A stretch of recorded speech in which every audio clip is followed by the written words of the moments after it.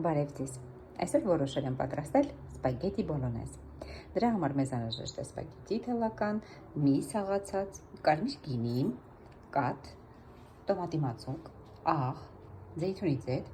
ստեփղին, լոլիկ, սոխ, սխտոր ու պանիր ձևավորման համար։ Առաջին հերթին ես հիմա քերիչով կանցկացնեմ գազերը, սոխը եւ սխտորը։ Թավայի մեջ լցրեցի քերիչով անցկացրած սոխը, սխտորը, ստեփղինը, մի փոքր կարակ ավելացրեցի եւ զեյթունի ձեթ։ Հիմա տապակում ենք։ Միջև որ տապակվում է, մենք սպագետի համար ջուր դրեցինք ջեռոցի վրա, որպեսզի եռա այնուհետև ավելացնենք, քանի որ ալ դենտե ենք ուզում, 8 րոպե կթողնենք սպագետին։ Ավելացրեցինք սև բիբար եւ աղ, հիմա ավելացնում ենք միսը։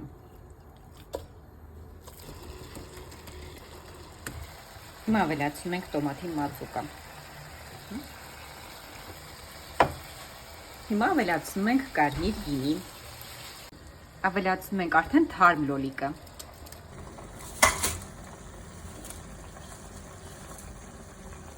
Մսին հիմա մի փոքր կաթ ենք ավելացնում։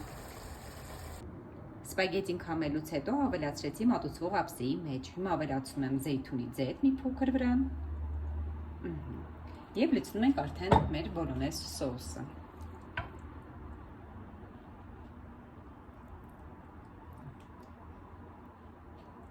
Ավելացնում ենք մի փոքր պարմեզան պանիր։ Դե ինչ, բարի ախորժակ։